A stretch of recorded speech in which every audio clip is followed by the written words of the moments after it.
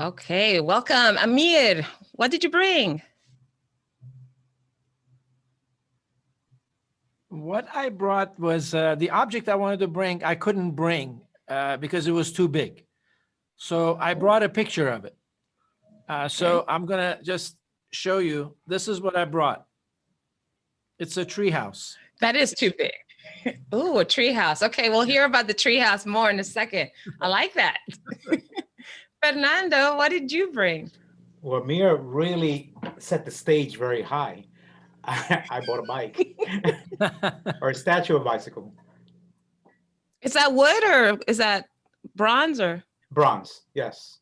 Bronze. Oh, nice. Okay. Okay. Ooh, I can't wait to hear what you guys, more about these stories.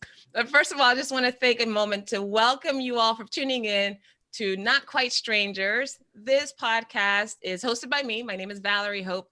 And the whole idea is to bring together two people who are not quite strangers and to have conversations to inspire curiosity, build connection, and also challenge the status quo a bit. And if you're not subscribed yet, please be sure to go to notquitestrangers.com and subscribe so you don't miss a single episode in your inbox. Or you could also go to the Connect to Joy YouTube channel and subscribe there, and you get notifications from YouTube. Now, these two gentlemen that I have today, you already saw that they're bringing something special and unique. But I had the fortune of becoming friends with Fernando Santana here, who just a moment will introduce himself. Fernando and I have been friends for maybe 10, 12 years? It's more? 2007, 8.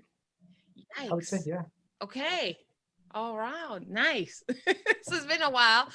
We both used to work for the same company and stayed in touch for many years. And Fernando, I brought you here because I know how committed you are to your leadership, not only in developing yourself, but also developing leadership in others. And a lot of our conversations have focused on exactly that. And so when I had the fortune of meeting Amir Ghannad about a month or so, 2 months ago on his podcast, which is all about transformational leadership, I was like, I need to introduce Amir to Fernando. This will be a really fascinating conversation.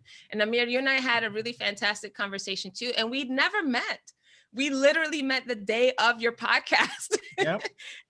Because I found you, I think it was a friend of mine, a colleague of mine had actually been a guest on your podcast and recommended it. And that's how I connected with you. But we had such a profound conversation. I thought Amir would be a really good guy to bring and have this conversation with. So first of all, I want to thank the two of you for saying yes.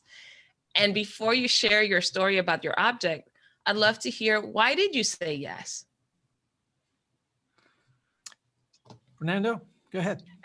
You have seniority. He's such a gentleman. You have seniority. You've known He Valerie not for only 13 sets years. the stage very high by bringing a treehouse, now he's a gentleman and says, Fernando, why don't you take it away? It was very easy for me to say yes. First, as you mentioned, Valerie, we've been friends for quite some time. You've been to my home. You've met my family. I have the utmost respect for you. And yes, I agree wholeheartedly with you. I have a passion for growth, whether you call that leadership or just personal human growth. And that's why it was pretty easy for me to say, absolutely. I would love to find out who you would partner me with.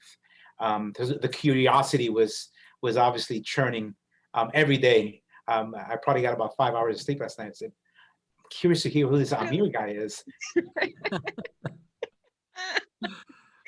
That's so funny. And so everybody, just so you know, they've never met before. We literally got on maybe 20 minutes before we actually hit record. And so this is like real talk, real time. Cool. Thanks, Fernando. Amir, what about you? Why did you say yes?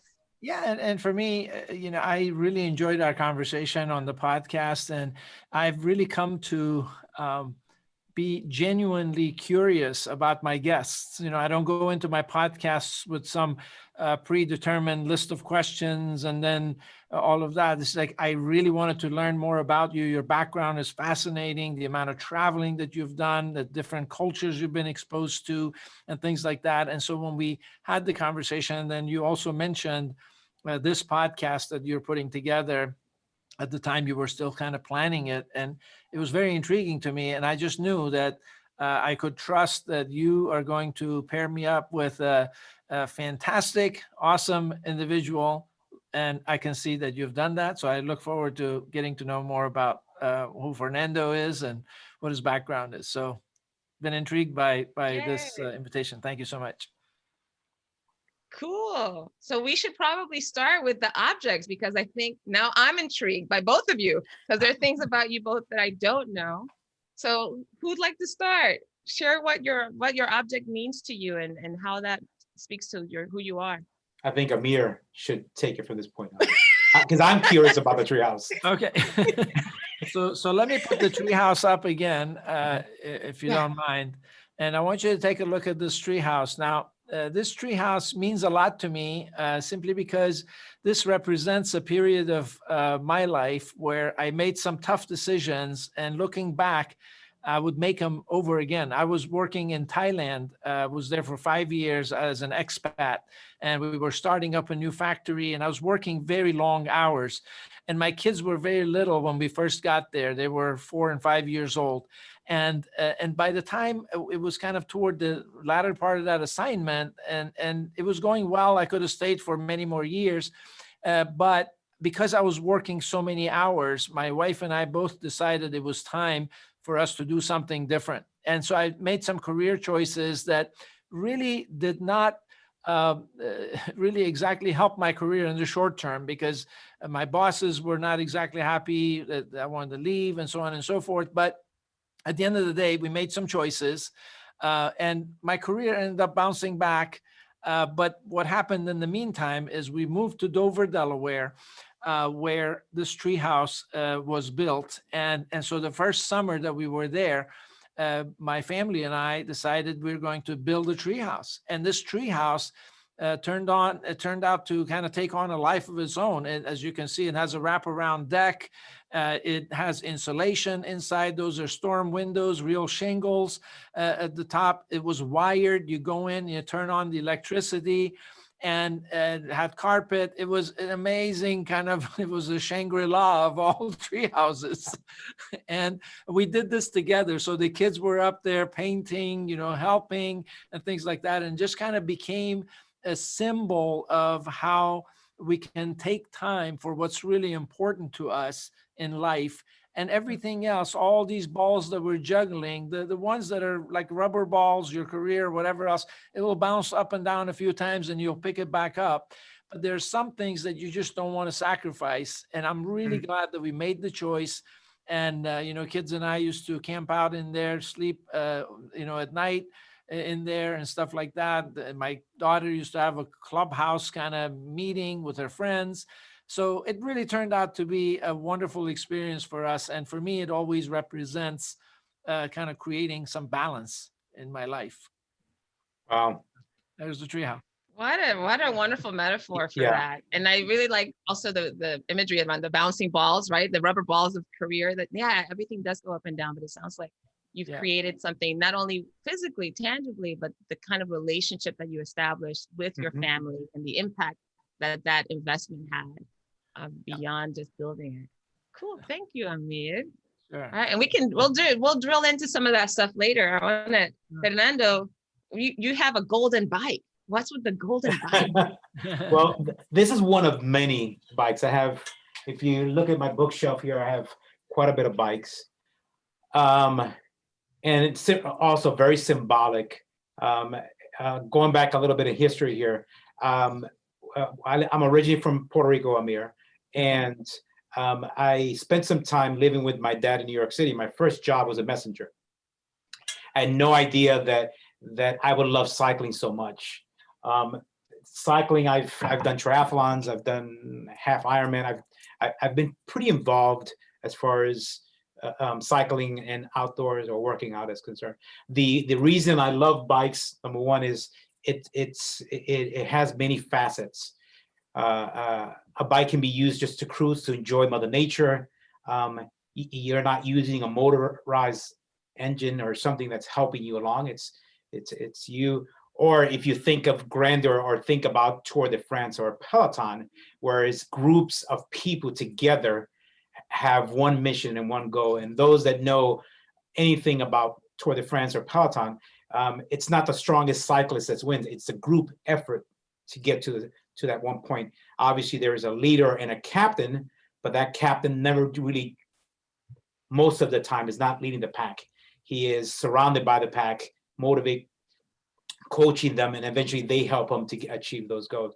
So that's why it's been very symbolic for me. I have multiple bikes at home as well, from mountain bikes, cruise bikes, road bike, and a home cycling bike. So it says everything in one nutshell about life, I guess, and leadership. Yeah. I've forgotten that you were an avid bike rider. I remember the working out part, but I didn't realize that biking was that big a piece. People talk about the running a lot when I worked with you. It was all about the running, and the weekends were, I would cycle to White Rock, go back and come back, and there's something about it. Huh. And then of course really Peloton.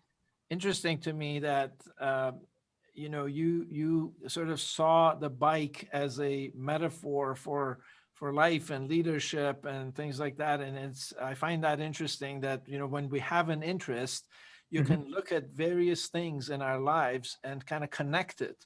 Absolutely. I mean, it's crazy. For me, I come up with all kinds of metaphors and all of this and the smallest things around me. I look at them like, wow, this is kind of how leadership works, Exactly. And I have this thing about the Chick-fil-A lemonade. We can talk about that later. We're not going to talk about it later. I think we are. This is it. This is it. You might as well check. Toss Chick-fil-A in the mix. Just kind of butt in, but it's really, I can already see we're kindred spirits in many ways, because we have that passion for, teams coming together and leadership. But yeah, I talk about the Chick-fil-A lemonade. Now, if you've ever had a Chick-fil-A lemonade, you know that it's really rich, very tasty. And I always tell leaders, I said, listen, some leaders have too much lemon, some leaders have too much sugar, and that doesn't work. But a metaphor for leadership is you ought to have a good amount of lemon, which represents your courage to uphold really high standards, hold people to really high standards, and expect the best out of them. Be courageous in that sense. Don't be a wimp. But also bring a lot of sugar that says, I'm compassionate. I care about you. I want to take care of you. I want to make sure that you are growing, you're contributing, you're part of something really great. So when you have both of those, you have really great lemonade. But if you had just all about lemon, you're just kind of a dictator. If you're all about sugar, you just want to be people's friend. And we can't respect you for too long just for that. And if you're kind of watered down, that doesn't work either. So Chick-fil-A lemonade style of leadership, Well said. I've never heard that analogy, but that's very well said. I didn't either. And I'm like, what if you like to make it a little sparkly? I tend to, well, where would that fit? Where would I fit if I want to have spark to it up? I personally love sparkling lemonade, and that's really great. We have to figure out, I'm sure Fernando can tell us what the sparkles would represent in a lemonade. What would the sparkles represent, Fernando? I'll have to think about that one a little more.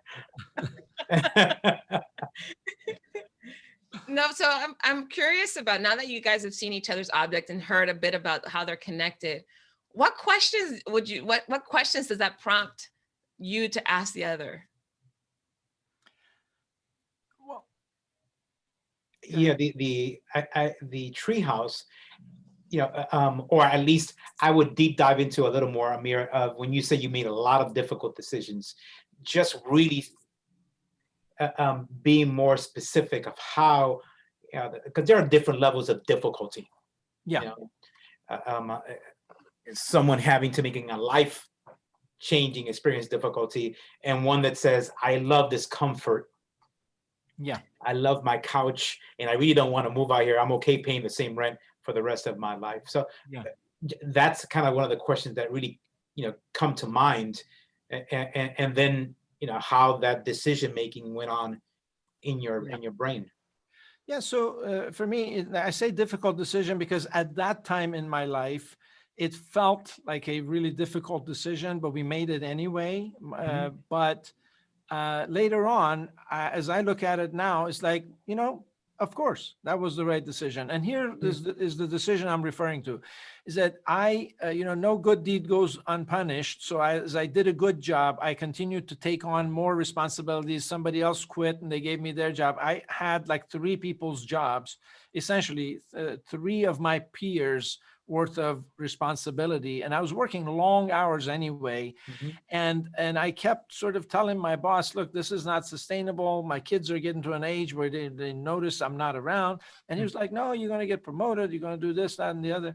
And at the end of the day, it was a degree of dissatisfaction in me. And it was beginning to kind of show up because I was torn between taking care of my family and going to doing a good job at work. So there came a time where I basically told my boss, I said, listen, I'm not committed to this. I'm a believer. And one of the things that I talk about often is you're either committed or you're not. There's no such thing as 50-50. It's binary. You're committed or not, because everything else that's in the middle, you're just kind of you're fooling yourself and you're trying to fool other people. So I let them know, look, you guys do whatever you want to me. I am not committed to this anymore. And they did. They annihilated my bonuses and my pay raises and all that. So for a couple of years I suffered from that. But then I came back to the US, took a job that I was really comfortable in, and felt that like it was right along the lines of what I love to do. So I made some sacrifices from a career perspective in the short term. But again, later on, I'm like, I look back at that. Of course, that was a choice. It was a clear choice. But at the time, it felt like a tough choice. Yeah. Am I doing? And I think that's where I connected with you. That you using the word difficulty. Sometimes we use that word. At least I find myself using it far too quickly. Yeah. And you use the term as difficult, and then to your point, after you've gone through either because you're afraid, there are a multitude of reasons why someone like myself may use it. But then once you pass that hurdle, to your point, you look back and you said, and it really wasn't difficult, but at the time it felt like it uncomfortable. So that's where I connected with you when you said it was difficult, and trying to get you to elaborate, because I've gone through that, obviously a fair share of that, where I said, that seems difficult. And sometimes difficult can be not or synonymous to impossible. It's some people's brain. It was difficult and impossible. It's not the same. I mean, there are some things that are impossible. Like, and I always tell people, sometimes you say, I can't do this. And I always tell people, I said, listen, if I ask you to kiss your elbow right now with no surgery involved, you can honestly say, I can't. It's impossible to do that, unless you have like super extra long lips. I've never seen anybody who can do that. But most of the time when we say, I really feel like trying right now. Yeah, I know. Most of the time when I do this in my workshop, somebody tries. But once we stop recording, I'm going to try it for sure. Most of the time when we say I can't, what we really mean is I don't want to, or I've made up some story in my head. So yeah, I mean, as we mature and we grow, some of those things that seemed very difficult at one point now seem like, that just made a lot of sense.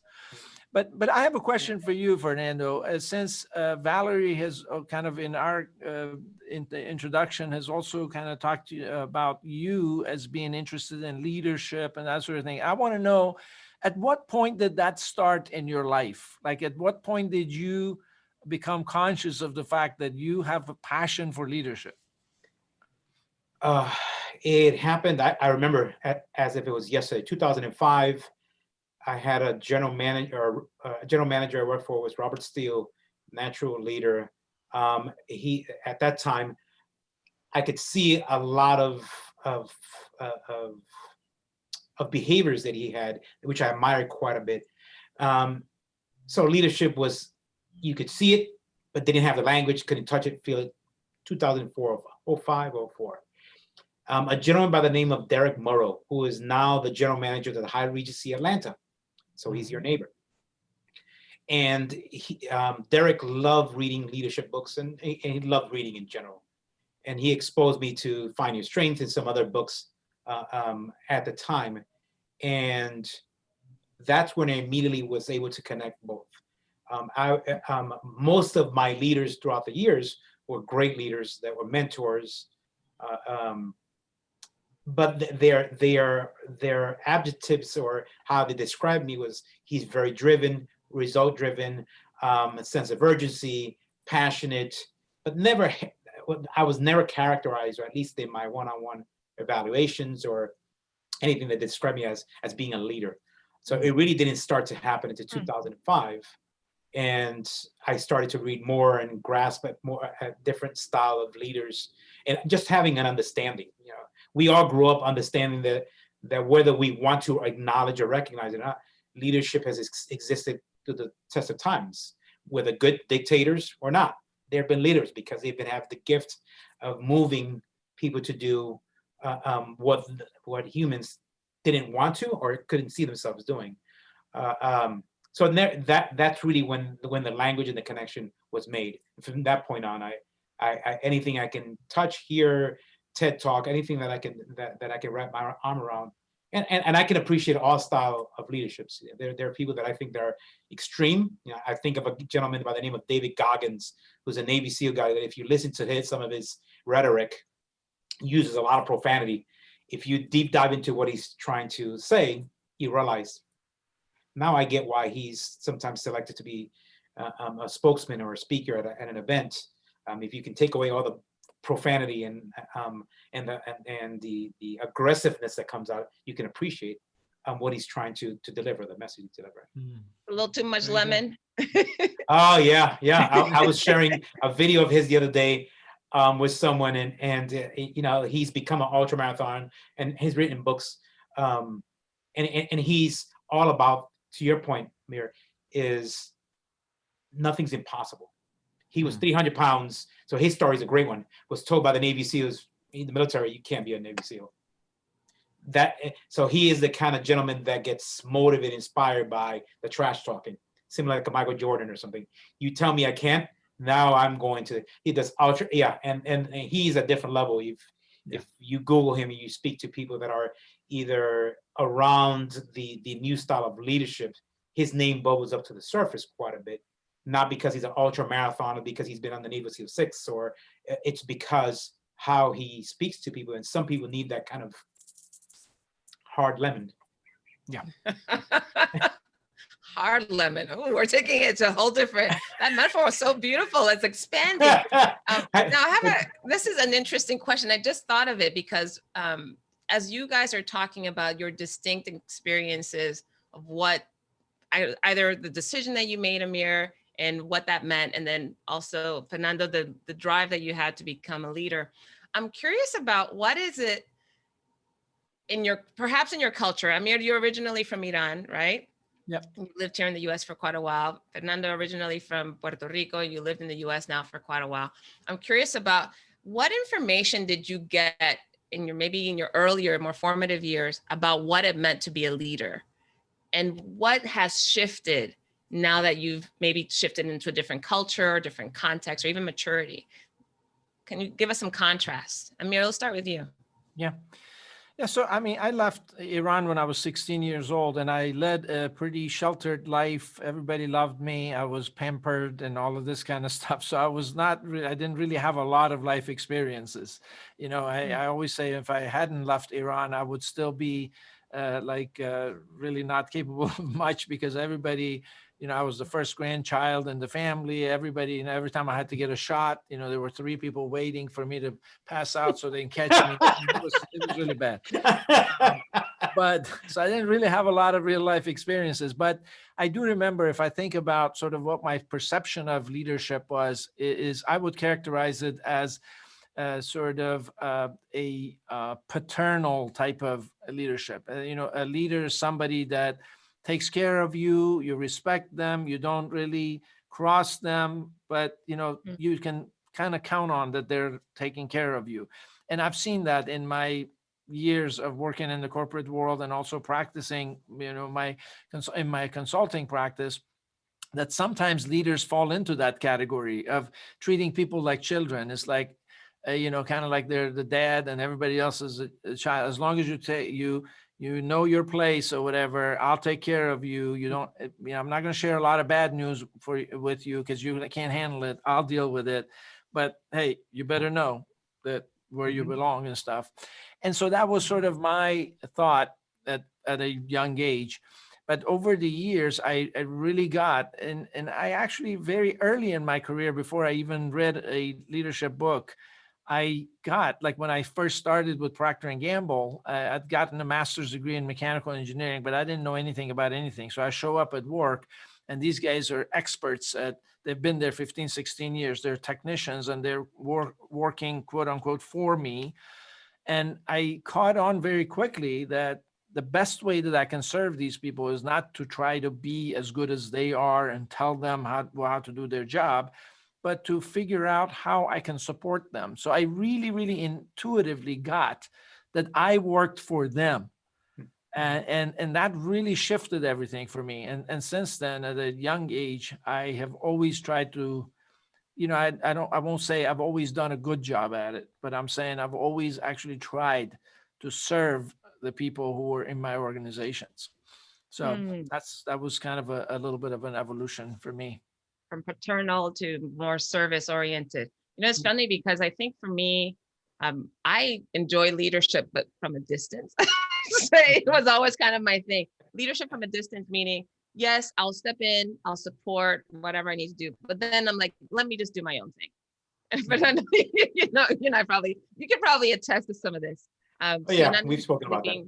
Yeah, responsible for a team and that sort of thing. But I think one of the biggest shifts I had to make was in identifying what it provides for me and for others to create a team, actually have a support system as opposed to just a temporary support or conditional support. Like, okay, we have this project, I'll support you on this project, then I'm out, bounce. And how I can also use my skills and talents to create an environment where there is a team. And now I really enjoy working with other people and enjoy speaking to other people and learning from them. But I think for me, the shift, and I'm one of 4 kids, but I'm the only girl. And so it was kind of like, I always had to, like you, Amir, wasn't pampered, but I did have my special place and I didn't have to do things the way the guys did it. And so that was kind of how I learned leadership, was like, okay, I get to step in, do a little something, and then Valerie's on her own because she's the girl. Yeah. Right. But that doesn't work in organizations, especially when you have other people who need a more consistent guidance. So Fernando, what about for you? I'm curious about how you felt in the beginning, right? When you thought about leadership in your formative years compared to now. Yeah, it's interesting that Amir defined that. I found it real curious. The parenting side, or the caring part as leadership. And I had that, which, if my mother listens to this podcast, I want to make sure she knows. Yes, I had love. I saw leadership, even though I didn't agree with it, because how the families behaved around, whether either religious figures or your teachers or professors or political figures in your community. Obviously, you watch your parents, specifically my mother, if she went to church, the father or the pastor, because she's kind of done both, Catholic religion and evangelist. That's very respectful and no pun intended, but what he said was gospel and everyone followed. When you went to school, you didn't challenge the norm. It was this way and that way, and those were the leaders, and you saw them, small communities, so you saw them at the grocery store, you saw that, and there was always this respect. You treat them with respect. So once again, I didn't agree with it, because obviously humans have changed over the cycles, or at least through my generation, whereas back then you were disciplined for everything. And I mean everything as in everything. Disciplined for everything, Fernando. Come on. Yeah, are we kidding? There were 3 brothers, but yes, some of that really worked. And then obviously as I progressed and saw those similar people in charge, i.e. leaders, and and this happened organically, and I can't remember when this happened. I realized I had my own decisions to make, and I agree to disagree. Whereas in the beginning, I agreed with everything. Okay, yes, this is what we're not going to ask. 3 point is pi, and you just never challenge the system. But eventually, not. I challenged them mentally and said, I would do this differently. And then met individuals throughout my career where I said, that's exactly. Once again, going back to Amir, I love that lemonade because I realized those that had that balance, that optimal mix, were the best leaders, getting the best out of people. And I heard someone say this years ago, probably back, not years, well, in the early 2000s. He said, I respect X leader, well, I'm not going to mention his name, as if I was disappointing my grandmother every decision I made. Mm. And that to me was powerful. He said, wait, your grandmother? Said, yeah, if I do something, if I don't perform, the way he makes me feel is I just disappointed my grandmother.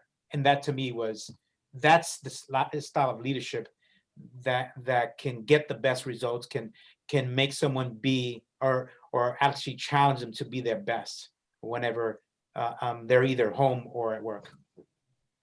Make sense? Yeah, it does make sense. And I think these were the relationships that the people who are following the leader, right? That's what you both explained is as important as the leader looking at what he or she wants to do and how they want to be perceived. It's also the impact that it has. And I'm curious between now the two of you, we've been in a crazy 10-month experiment, I'm going to call it. And what a crucible for leadership. Like what a moment in time that requires perhaps a different style or perhaps calls a different quality of leadership. So I'm curious about what's this pandemic done for you personally in how you now lead or how you perceive leadership? Yeah. So I can go, or did you want me to go first? I'm just whoever has the answer right there. Let's go for it. So what I can tell you is, look, while we cannot minimize the amount of devastation that has come out of this, pandemic, be it loss of life or impact to the businesses and all of this, I have seen so many good things that this thing has really pushed us to get in touch with. And that is, we have gotten more clear on what's important and what's not important and what decisions many companies that have been kind of standing on the side of this virtual environment kind of pool, sticking their toe in. Now it's like they're all in and they're figuring it out. The other thing that I can tell you is that I think a big crisis of this kind, there's nothing that serves real leaders better than this kind of situation because it sets them apart. Because everybody can talk a good game, everybody can do all of that stuff, but then when the rubber meets the road, and you have a big crisis like this, people can tell. Do you really care about me? Or are you just interested in getting the job done? And so those leaders are setting themselves apart now. The final thing I'll just mention is that businesses are finding out, what are some of the best policies and methods of leadership. Those companies who have managed by rules are kind of, paralyzed right now, trying to figure out, well, how do we manage in this environment with those rules? Because those rules don't apply. But the ones who have led by principles have been able to pivot, if you will, and have been able to adjust to say, okay, we're operating by these principles, that our principle is we respect people and we want to make sure that, these kinds of things are in place. How do we now apply that to this new environment? They've been able to adapt and adjust much more quickly, and they're the ones who are succeeding. So that, I think, those are a few impacts that I would mention. Yeah, this has been a great revelation, I think. It's really uncovered some strengths, right? And uncovered some qualities. I think for me, one of the biggest things has been there are three things that I tell people I got from the I'm getting as a result of this pandemic. One is to find joy in the mundane, because every day is like the same for me. I work from home, so I don't have a lot of interaction, right? The shifting, obviously different conversation with different people online, that, and then also getting connected in spite of a distance, right? So, the two of you live in different states. I have friends and clients that live in other countries. So finding meaningful ways to connect, even with family, right? Although we can't all see each other, how do we still stay bonded? And then the last part is finding some measure of peace in all the chaos, because there are other people who might be experiencing not only health challenges, financial challenges. Some of my clients, constraints in their career, they've been laid off or furloughed. There's so many things happening. Like, how do you find an anchor in that whole swirl? And so it's been challenging. If my brand is connect to joy, it's like, all right, find a way, right? Find a way to make it joyful and empowering for people. And that's been the trick. It's like, okay, how do I bring that without minimizing the impact, without minimizing the pain, the trauma, or the hurt? Sure. Yeah. That's, I can relate to that. I went through, and this is a topic that I probably haven't really spoken about as much, because I went through this transformation, or I don't know if it was, I'll use the word transformation for the time being. I went from literally going through a planning session where I took the entire leadership committee to one of our partners, or at least competitors' resort. We stayed a night. We planned about what 2020 would be like, what did it look like for not only continue to exceed our customers' relationship, but continue to keep our colleagues thriving and happy, because we have all these metrics with our organization, which are metrics that I fully support because they mean the right thing, to having to close down a property and the entire island closing down. And there was some soul searching for me. I recognized very quickly that one of my behaviors, or one of my skills, was also becoming quite a bit of a deterrent for me. I'm a micromanager. I think I can change everything, and then realize that there was nothing I can do to change that. Watching our colleagues lose their jobs, watching them not have the day-to-day income that they were accustomed to doing. There was quite a bit of delay in how cities, states, federal government helped them, that I built up quite a bit of anxiety throughout this process.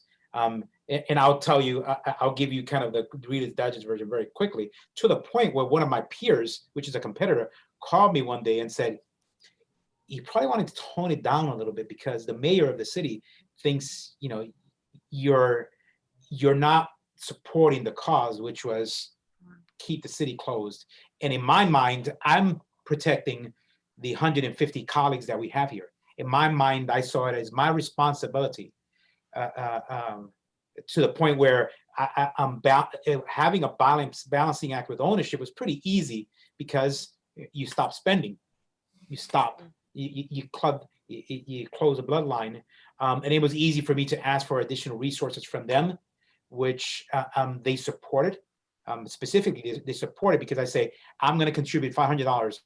Someone's going to contribute. We're going to give money out to some of these housekeepers and stewards and everyone else. And they were quick to double down on whatever we as an LC, or the people that were working, because truth be told, not everyone was working.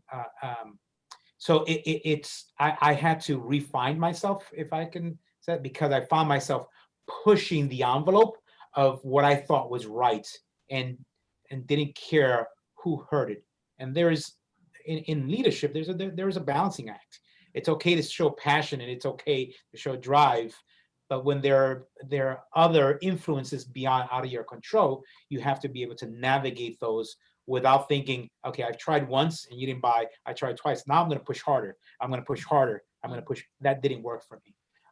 And have those moments where even my wife was saying, okay, why did they call you? I said, I felt like the mob. You need to calm down because they're really gonna come. It was an 8 o'clock call that I got and said, and I thought to myself, okay, let me step back. What I'm trying to accomplish is the right thing to do because I'm thinking about my team and how and what their daily lives look like and how did they progress. But I have to step back and realize this is a fight you can't fight by being assertive, aggressive. You have to.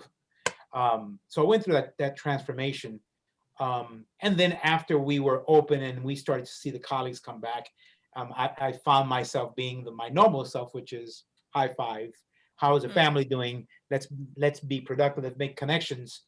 But to your point, Valerie, that also, I made more connections. That's how I reached out to you. I was reaching out to customers that I knew, friends of mine, and that still I try to do because I sometimes have so much piled up in my day that I send messages to someone I worked with in the past. Like, how are you doing? Hey, and have my icebreaker or cold joke. I did that recently to Frankie Mariani. You remember Frankie, Valerie? And 2 days ago, his son's 15th birthday. I said, dude, we're getting old, and your son is probably nicer than you are. And we chatted back and forth, and we got into the conversation about his family, parents. So trying to do more of that because we always know that we're living on borrowed time, but COVID was a realization is it's shorter than you realize. That sounds really, it is shorter than this week alone. I've heard of, not necessarily all related to COVID, but somehow the last 7 days, let's call it that, several people I know have had a loss of life in their family, parents, cousin. It's actually quite staggering because it's now happening. So I don't want to say regularly, but it's now become kind of like, oh, wow, another person. Yeah. Whereas I don't remember having that sense of finality or that sense of death being so close and so frequent. And I don't mean to make this morbid, but you're right. It is borrowed time, and where do we find heart and meaning in the time that we do have available? I think what that brings to my mind is, finding that balance between caring and having passion, but also getting to a point where you're not really being effective, right? I mean, having grown up in manufacturing, I can tell you, I've dealt countless times with people who were irate and kicking trash cans and all this. And then you sit them down and you have a conversation. Listen, this behavior is not acceptable. And they're like, well, I'm doing that. If I didn't care, I wouldn't do it. And they would use a few choice words. I'm like, listen, I appreciate that you care, but kicking trash cans and cussing people out doesn't do it. And so, in fact, in my book, there's a chapter called Keep the Passion, Ditch the Drama. Right? and because it is so important, and this is my son and I sort of created a model around this, that the mindset and the attitude and the behaviors associated with passion are very different than those with drama. Now, you cannot be in both zones at the same time. You can flip-flop back and forth, but the second you are in the drama zone, you have left the passion zone. Yeah. You may have justifications in your mind as to why you did that, and it happens to the best of us.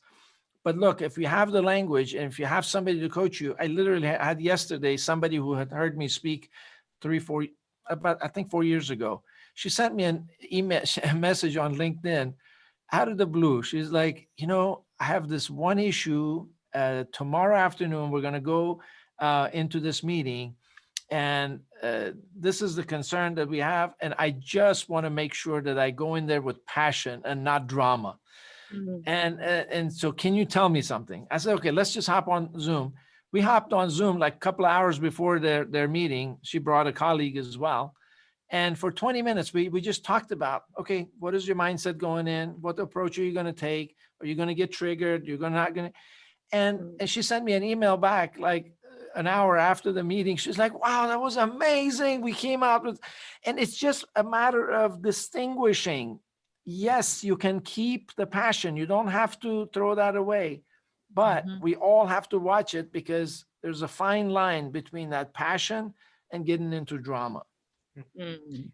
And the word you use is really learning your triggers. I mean, I think that's important Yeah. because uh, as passionate individuals, um, you drive some of that emotion, to your point, the drama, and knowing what those trigger words are or what those challenges are, that understanding those and rehearsing through those can support and help you, because it will show up Yeah. from the most unlikely places sometimes. True. Very true. A couple things, and here we go. Here I am. I'm back, I think. So a couple things that came to mind. One is, as people are listening to this conversation, they may not know clearly what it is that you do, right? So just give us a taste. What is it that you do, and where could people connect with you if they wanted to know more? So we'll start with you, Fernando, because you've already alluded to a couple of things that I wonder. It should be like a game. If you can guess where Fernando is and what he does, you get a free T-shirt from him. I am the general manager of the Hyatt Center Key West in, obviously, Key West, Florida. And I've been here for a little over 2 years. Feels like forever. You keep sending all these wonderful pictures of sunsets and seagulls and, these like yachts. You have to admit that part of marketing is the tease effect. So That is. Every day, or at least every other day, you'll get a beautiful picture of clear waters and how beautiful Mother Nature is at its all glory. And you just have to sign up. Follow him on Instagram. There we go. Facebook. And Amir, what about for you? What would you share about what you do where you are? Yeah, so what I do is I guide leaders in creating extraordinary cultures that deliver breakthrough results and unprecedented fulfillment. And every one of those words really means something for me, because I really feel like, there's so many people out there who feel like, man, it's got to be a little easier than this and all of that. So this is what our practice is all about. It's me and my wife and 2 kids. We are the Ghannad Group. And how to find me, you can go to the ghannadgroup.com. And if you don't remember my name, or you don't know how to spell it, and you're thinking, what was that guy's name? You can also go to whatwasthatguysname.com, and it will bring you to my website. Really? And the guy that's thought of everything. It is true. Whatwasthatguysname.com will bring you to me. Nice. And so you can, of course, go to who's that guy's name, but what I will put it in the notes as well, so people can connect with you too. Awesome. To both of you. They can see all the beautiful pictures of Key West, and they can see what you're up to and access your book. So a couple things before I start to wrap this up. It keeps coming to mind, especially as we were talking about this idea of the passion versus drama. You two, as male leaders and men committed to developing yourselves and others in leadership, what advice, and I'm a little bit like, I don't know if advice is the right word, but what would you say to women leaders? Because there's so much conversation now too about how women show up in the workplace, the impact that they have, the mindset, the way in which, we can communicate. What have you noticed, or what thoughts would you share with some of with female leaders? Well, I could start with this one.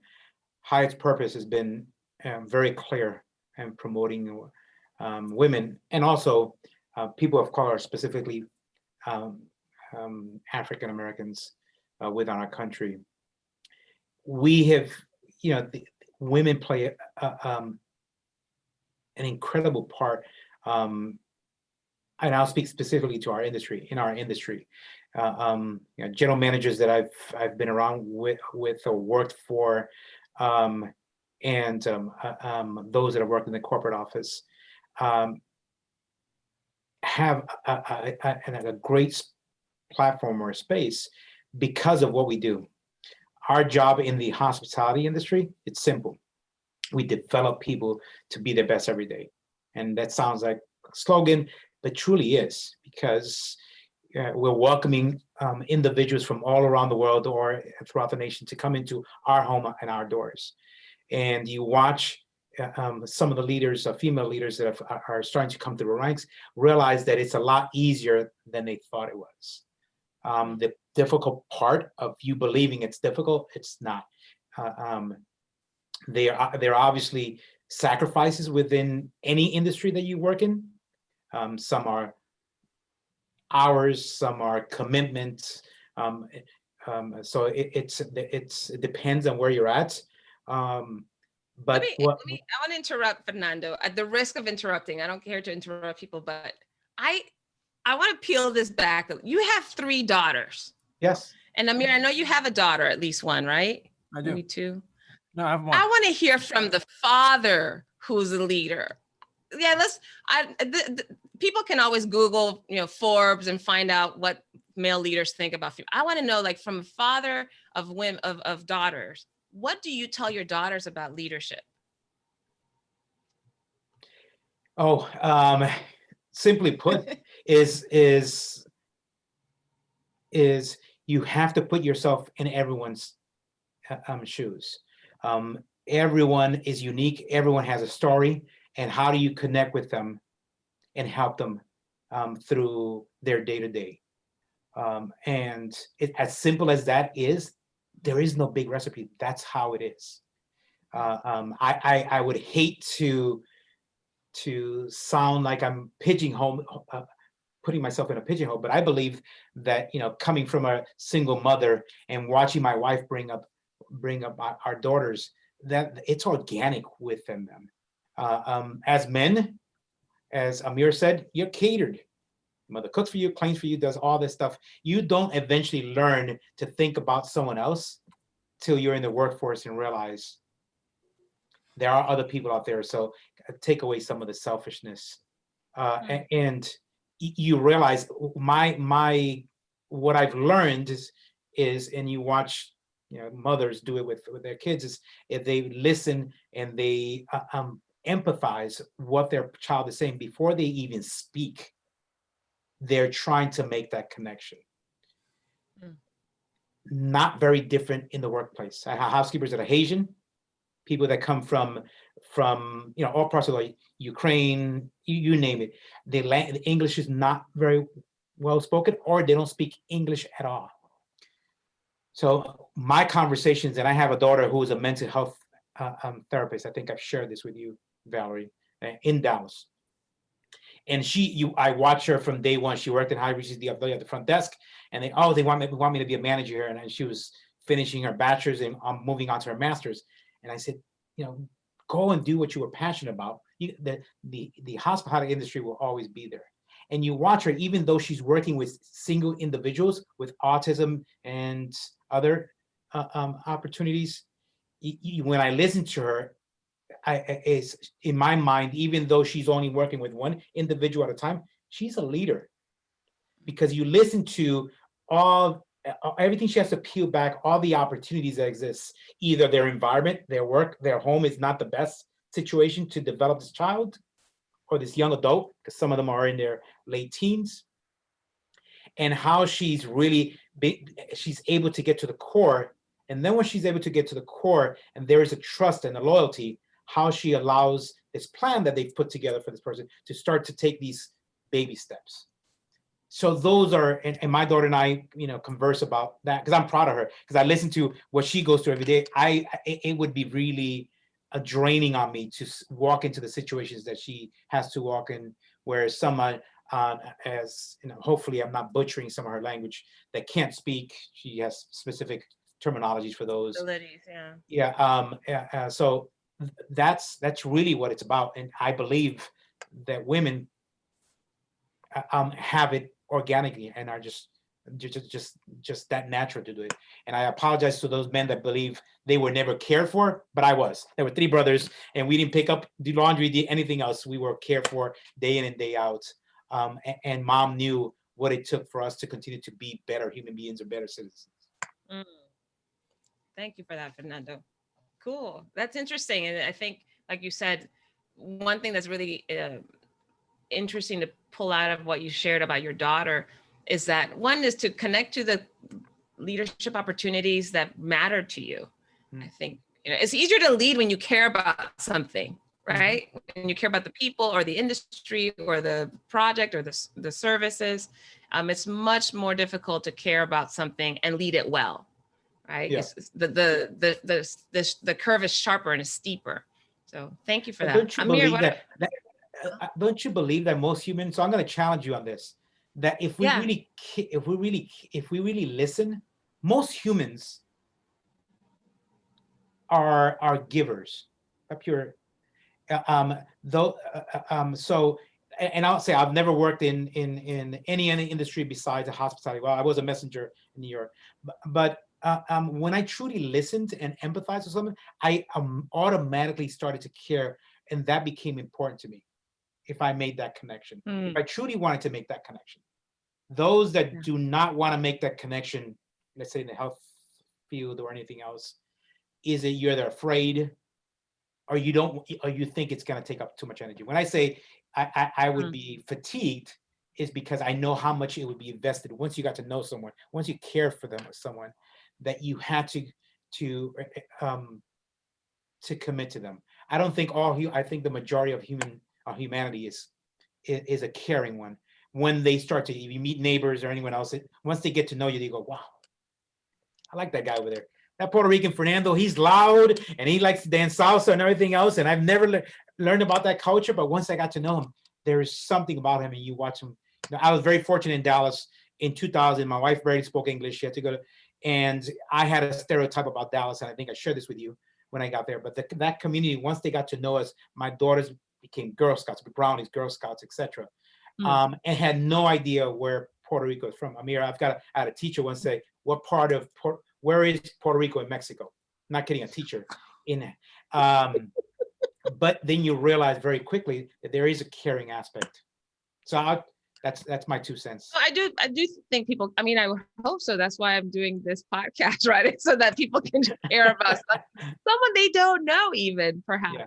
But I think what I'm pointing more is towards the wanting to take care of your peers or your team as a leader makes it so much easier when you care about the product, the service, the organization that you represent, right? If she were doing something in a career that she didn't care that much about or was pushed into, would have a different challenge, right? The resistance is probably greater than if it were something that she was naturally attracted to. Let's hear from Amir. What is your take on being a father and how that plays into the leadership with women, with your daughter specifically? Yeah, so I have been very fortunate in that I was raised by a very strong woman, my mother, whose father was basically, I don't know, 70, 80 years ago, was a feminist, essentially, just brought his daughters up in a way that really caused them to truly embrace their power. I'm married to a very strong Black woman who has intersectionality. I mentioned her race because it's one thing to be a woman in this society. It's another thing to be a Black woman in this society. And I'm also a father to a strong woman, my daughter. And I have to tell you, what I tell her and what I tell every woman is, look, we all know when somebody makes us feel like we're less than. And we all know who is there to build us up and who is there to who is threatened by us, or for whatever reasons they have insecurities that will bring us down. And so what I would say is, first of all, kind of keep that in check for yourself as to whose message do you want to believe. If somebody's making you feel like you're less than, please understand that's not reality. Something's going on over there with them. So you want to surround yourself by those people who are building you up, who are constantly reminding you of how awesome you are. And if that means that you be part of a strong, support group of women who can speak the language of what challenges they face, that's great. If it's women and men, whatever, but surround yourself with people who lift you up. And I've tried to do that with women, or really anybody else who, members of any kind of minority group who have worked in my organizations, to really try to really understand that odds are against them, if you will. and we have to make sure that we're not just treating everybody equally, but really kind of with equity, and making sure that they have the right tools and skills and opportunities that gives them puts them on an equal footing, if you will. And so that's basically what I've done, and I am a huge advocate. My daughter, a few years ago, on Father's Day or some occasion, put something out there, said a few nice things about me. And one of those things was that I was a feminist. And when I saw that, it just it brought tears to my eyes, and I talked to her later on, and she was surprised. She was like, well, what do you mean? I mean, was like a really good compliment that you're a feminist? I said, no, that was not that. It was that my daughter sees me that way, in that whatever life I've lived has caused her to know that I lift her up and I value her, and I want to make sure that women everywhere have the opportunities. So that's what I would say. That's so huge. My mom's always been super supportive. But it's something when my dad said, like, you got this, like, why are we talking about this? It's not an issue for you. Like, there's moments where it's just like, he doesn't have to say a whole lot, which he doesn't anyways. But when he does say things like that, is like that much bigger, it's a big boost for me. And I'm fortunate, I'm surrounded by really strong, caring, and conscientious men. And I would say all of them are feminists, whether or not now they've been outed on social media. They're all phenomenal people. And I would love to continue. This conversation is really getting good. We're just warming up. But I'm just going to pause for a second, because the other piece here, I want to kind of go to the meta part of this conversation and talk about what's been your experience so far in a podcast where you're meeting somebody for the first time. What's that been like for the two of you? Well, I have to say, I really have enjoyed it. As I was mentioning before, I'm not one for like small talk and things like that. But when we talk about issues or topics that really matter, I love getting to know others and understanding what they feel, what they think, and exchanging ideas. And I've really enjoyed meeting Fernando here. Really looking forward to connecting and staying in touch. Yeah, likewise. I mean, I think, I didn't know what to expect. I was excited, as we discussed before we went online. I was curious to this Amir. I even held myself back from Googling him, just so I said, I don't want to walk in with a preconceived notion here. And I knew Valerie was going to do the right thing, but obviously I was curious. So you've exceeded my expectations, Amir. And starting off with the treehouse, I tell you, you knocked it out of the park immediately. I felt like I had to walk away and go dark for a couple of minutes. How I'm going to follow that? But being my first podcast, as I said earlier, being a virgin, didn't know how this conversation would kind of evolve. And I've learned a lot. Love these in-depth, mind-stimulating conversations, because I believe I walk away and it'll sit in my brain for at least 24 hours and naturally take bits and pieces and go, I like that, I like that, I like that, and the other. So thank you very much, Valerie, for putting this together. I think it was well worth it. Yeah, this was fun. Thank you guys both for sharing so much of yourselves. I am curious though, what are you taking from this conversation? I mean, besides meeting good people and having good conversation, is there anything particular that stuck out to you that you're like, oh yeah, or I want to follow up on this, or anything like that? Well, I'm going to buy Amir's book. That's the number one thing, just to add it to the collection. That's the first part. And the other part, which is once again going back to the beginning of the treehouse, the symbolism that he brought to the table. I think if it's another opportunity for my growth, family, if that makes sense. You've known me for years, Valerie, and my family is my foundation. But a lot of the leadership that I do and the growth really comes from outside of my family around me. And there's an opportunity for me to step back and say, how does that apply here with my kids and my wife? Right on. Yeah, so we'll have a treehouse in Fernando's future. Yeah. I would also say, first of all, Fernando, your money is no good here. I am going to gift you my book. So please, I will get your address and I'll be honored to send you my book. But I appreciate your interest. What I would say is that, I really like the style of this conversation. And I, as I mentioned, I have like 140 some odd podcasts, episodes, and I really enjoy talking to my guests. But what this has opened up for me is that I now would like to go back to some of those guests and just have some more of an in-depth conversation, take one topic and kind of drill down a little bit, because I've really enjoyed this exchange. And I just know that, kindred spirits are out there, and we can have some more conversation. So it's been really fascinating to learn more about the various topics that Fernando has brought up, how he's thinking, how he got turned on to leadership, these metaphors and the bicycle and connecting that.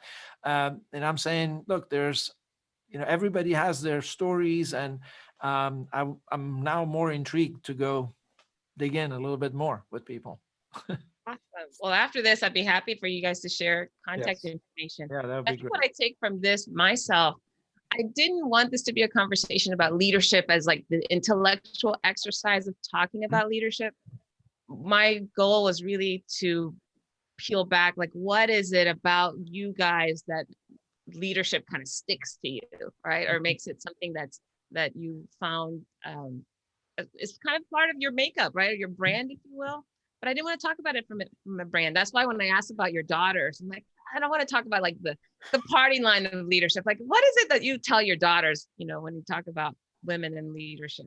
And so that's, I think, even for me, finding as I'm having these conversations, especially with people who have a more corporate or more specialized. I learned this with my brother. He was the first interview that I did in this podcast. And he loves football, soccer. And so I introduced him to a professional footballer, and they got really specialized. I'm talking matches, the point, the players. And I was just like, over your head. Like, I don't know what to say. But I'm learning as I'm going through this process that my role is really more about how do I unearth, like, what's beyond the data points. Right. And asking more questions that elicit a personal experience. And so thank you guys so much for playing. I do feel like this is like my sandbox. Yeah, pleasure to meet you, Amir. Phenomenal. Thanks so much. Phenomenal conversation. So you guys don't leave quite yet. I want to make sure I wrap up with you. But for the rest of you who've been witnessing this wonderful conversation, I'll be sure to put the guys whose name you probably don't remember. What is the website again, Amir? What is it? What's that guy's name? What's that guy's name? I'll make sure to put that guy's name in the notes, so with a link, so you get a hold of him and his book. And then Fernando, you too, if you have a Key West Instagram page or something you'd like for me to add, I'll make sure to put that in the show notes as well, so people can connect directly and be, they have the benefit of these sunsets like I do. But thank you guys so much for tuning in. Make sure that you subscribe. Actually, I'm going to let my niece tell you how you should connect with us. You've been listening to the podcast Not Quite Strangers. Be sure to subscribe or follow on your favorite video or podcast platform. And for more information and content, go to notquitestrangers.com. See you next time. Thank you guys for tuning in. Have a wonderful rest of the day.